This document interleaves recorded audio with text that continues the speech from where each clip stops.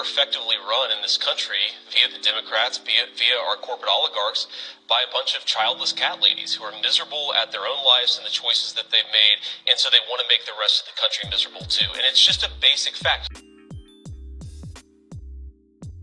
Recently, I did a video on Melissa Ford, a self-proclaimed cat lady who went on to share her relationship journey filled with 2.5 engagements, which never materialized into marriage, abuse, affairs, love, passion, flings, betrayal, and a series of choices that eventually led her to the point she is today. Single, 48, never married, childless, and in her words, with no regrets. She claims to have embarked on a healing journey and encouraged young women in their relationship prime to create a life that decenters men. This conversation was instigated by a viral clip of J.D. Vance, who castigated the Democrats and those in power for being ran by miserable cat ladies, those who he claims have no skin in the game because they literally have no offspring, and therefore have no incentive about caring for the country's future. Of course, his comments riled up all the cat ladies everywhere, and some even demanded a State of the Union address, hoping for Cat Ladies for Kamala alliance. Where is the Cat Ladies for Kamala call? I haven't seen one anywhere. It needs to be organized immediately, okay? They called us forward for no reason at all. We wasn't bothering anyone. So now we have to show them how we show up and show out.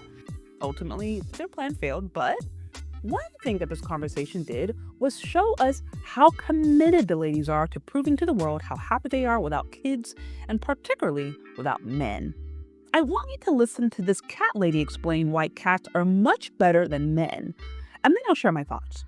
Reasons why having a cat is better than having a man. They pee in the litter box and not on the toilet seat, and the only mess they make is in the litter box. They don't snore, they purr. They don't take up the whole bed and steal the blankets. They're not insecure. The only thing they're addicted to is catnip, and the only side effect is having silly zoomies for 5 minutes. They pick up on emotional cues and snuggle you when you're sad instead of pretending to go in the garage and do something or gaslight you about it. They're incredibly self-motivated to clean themselves. They snuggle you on your lap when you're working and don't tell you that your priorities are wrong because you're working on your business and not helping them with theirs. The only time they demand anything is when it's time to eat breakfast, and they say thank you by giving you gentle little massages. They're absolutely psyched to eat the same thing that you give them every day, and they don't complain about it. They take their energy out on a scratch you post instead of taking it out on you. You can snuggle with them, and that's it. No expectation of anything else. Instead of causing stress, they lower it. Cats emit a measurable frequency that lowers stress hormones in your body and lowers your blood pressure. This frequency has been scientifically proven to benefit the heart. Statistics show that women are specifically susceptible to this one condition when they're in bad relationships. And what is that condition?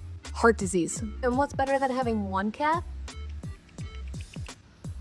Having 2. So no shade to anyone who likes capture dogs, pets in general. That's not my thing. I also understand there are some people out there who legitimately are happy being single. Y'all really be acting like being in your own company is the worst thing ever. What makes you think in your bozo bird brain I want to be around someone who hates quiet time? You the type of person that run away from recharging in self-reflection and want to be up in somebody's face all day because you bored in your own skin.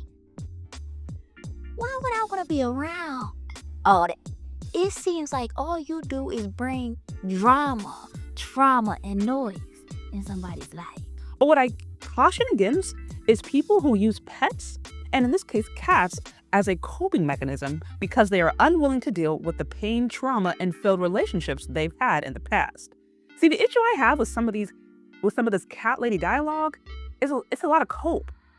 It is a lot of cope. First off, a cat will never be able to replace a man. A cat can give comfort, yes, but they can't give sex. Y'all know modern winter hoes. A lot of them out here have a high sex drive.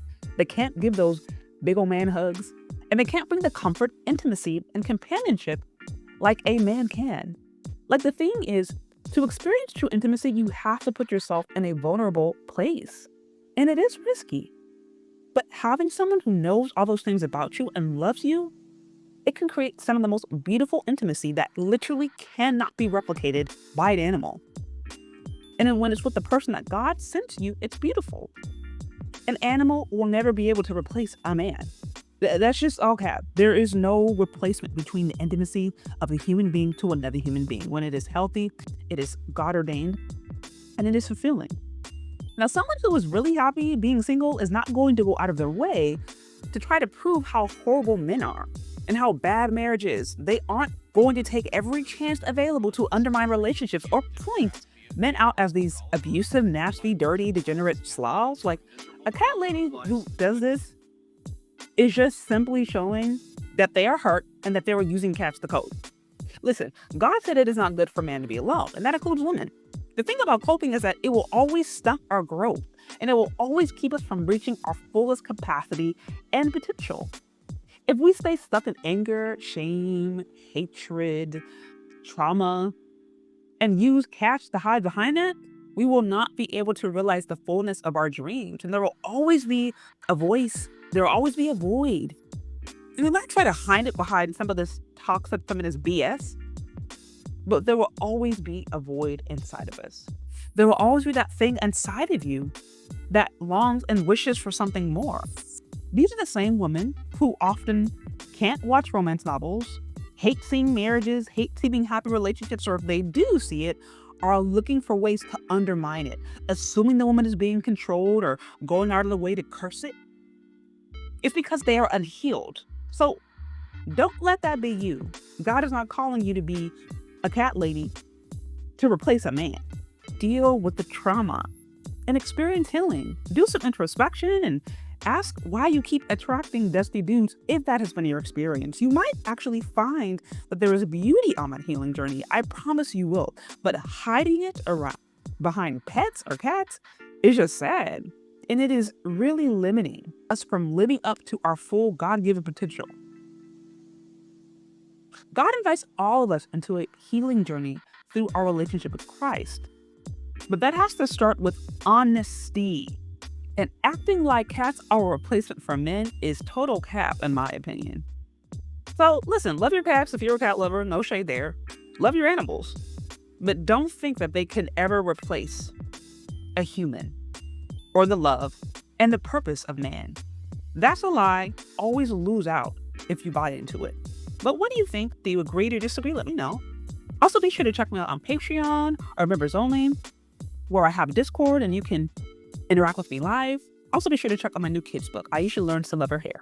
We'll talk later. Bye. I'm really excited to announce my new kids book, Aisha Learns to Love Her Hair. Aisha's hair is stunning, but she struggles to see its beauty. Through encouragement and wisdom from Grandma Lily, Aisha learns powerful lessons about self-acceptance. Aisha's journey is a heartwarming tale of family, culture, and confidence. Share her magical journey with your little loved one today. Available for purchase.